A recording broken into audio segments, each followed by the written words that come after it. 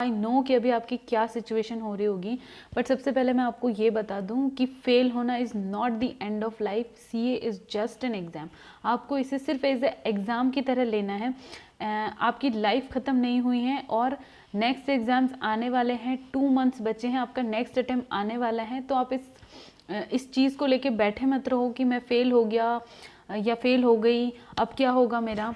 No कि आपके साथ वाले बहुत सारे जने निकले होंगे एंड आपको बुरा लग रहा होगा कि यार मेरे एफर्ट्स में क्या कमी रह गई जो मैं नहीं निकला या मैं नहीं निकली। मैंने भी बहुत मेहनत करी थी, बहुत हार्ड वर्क करा था, फिर ऐसा क्या हो गया जो मैं पास नहीं हुआ वो हो गया।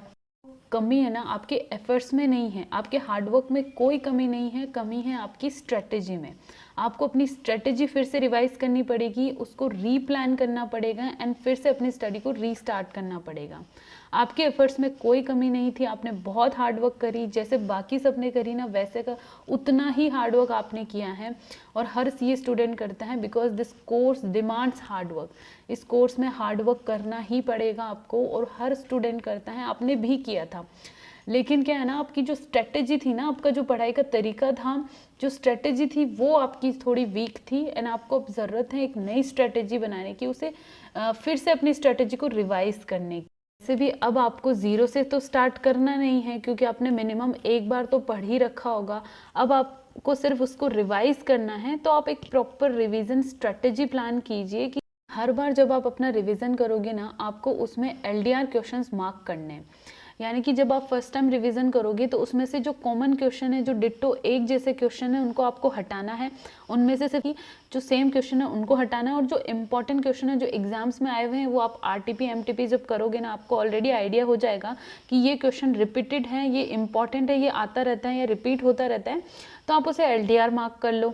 एंड देन जब आप नेक्स्ट रिवीजन करोगे उसमें आपको सिर्फ एलडीआर मार्क वाले क्वेश्चन ही करने हैं, जो कॉमन क्वेश्चन है आप ऑलरेडी उन्हें हटा चुके हो।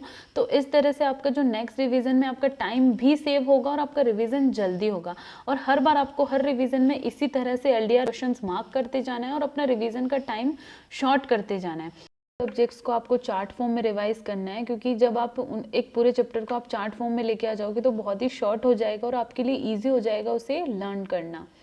फ्रीक्वेंट रिवीजन करने पड़ेंगे, क्योंकि थ्योरी सब्जेक्ट्स को आप भूलते जाओगे। अगर आप ज़्यादा टाइम तक किसी चैप्टर को नहीं देखोगे तो आप उसे भूलते जाओगे। तो आप जैसे अगला चैप्टर करते हो उससे पहले आपको 5 से 10 मिनट उस एक चार्ट फॉर्म जो आपने बनाया है उसको क्विक रिवाइज करना है, ताकि वो भी एक बार आपको क्लिक हो जाए और आप उसे भूलो नहीं।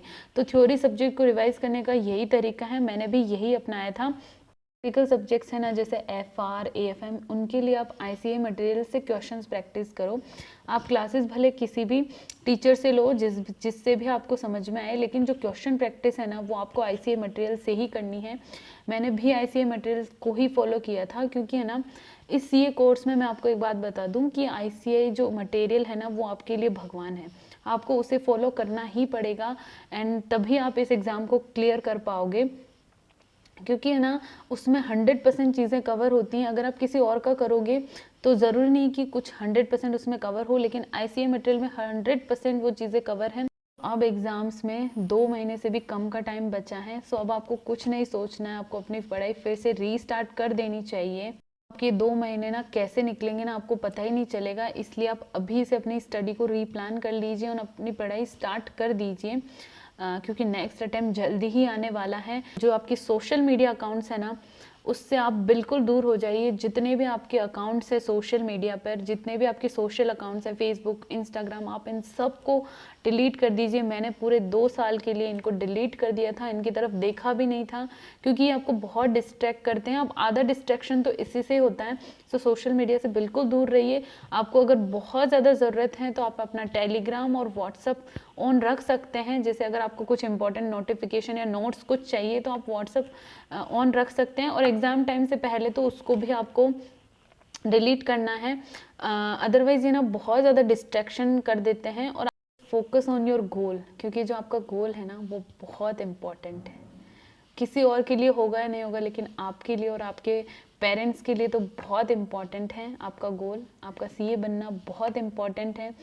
इसके पीछे सिर्फ आपका हार्डवर्क नहीं है, आपके पेरेंट्स का भी उतना ही हार्डवर्क है, उतनी ही उनके सेक्रीफाइसेस हैं आपके लिए। सो सबसे ज़्यादा खुशी जब आप सीए बनोगे ना तो सिर्फ और सिर्फ आपके पेरेंट्स को होगी और आपको खुद को होगी। और किसी को नहीं होगी। इसीलिए किसी और के लिए सोचना छोड़ दो। किसी कहीं आना जाना, दोस्तों में घूमना फिरना, ये सब कुछ काम नहीं आएगा। सिर्फ आपकी स्टडी काम में आएगी और कुछ काम में नहीं आएगा। सो अपने आप को प्रॉमिस करना है कि जो नेक्स्ट अटेम्प्ट आ रहा है ना, उसमें मैं क्लियर होके दिखाऊंगा या होके दिखाऊंगी। And make your parents proud. आपको खुद को प्राउड फील कराना है, अपने पेरेंट्स को प्राउड फील कराना है। एंड जो आपके लाइफ का गोल है ना, उसे आपको अचीव करना है। And promise to yourself कि इस अटेम्प्ट में मैं क्लियर होके दिखाऊंगा या होके दिखाऊंगी। So all the best for your exams.